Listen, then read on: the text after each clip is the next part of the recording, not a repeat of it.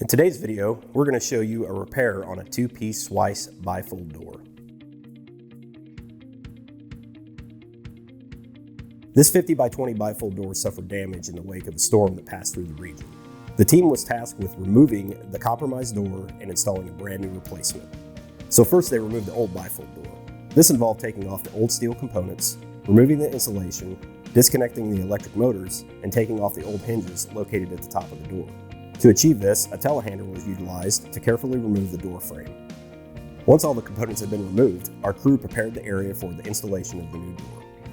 The new door was placed on the ground to facilitate the installation of various elements, including straps, hinges, and grease zerks. These 3-inch nylon straps play a crucial role in lifting the door. With all the new components in place on the door frame, it is now time to hang the door. They attached the door to a telehandler to carefully maneuver the door frame into position against the building, ensuring a secure attachment of the hinges. Once the door is securely in place, the electric motors that power the system are connected. Following the motor installation, they applied building wrap and covered it with steel. Upon completing these steps, they turned on the power source to make any minor adjustments to the door straps, ensuring the straps lift the door evenly and efficiently. After ensuring the straps are all correctly adjusted, the next step involves conducting a thorough test of the door to confirm the proper functioning of all its components. This provides you with a brief glimpse into the process of replacing a bifold door.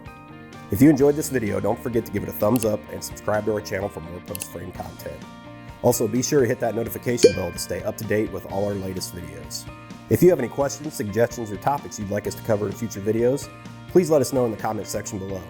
And always remember, build with confidence.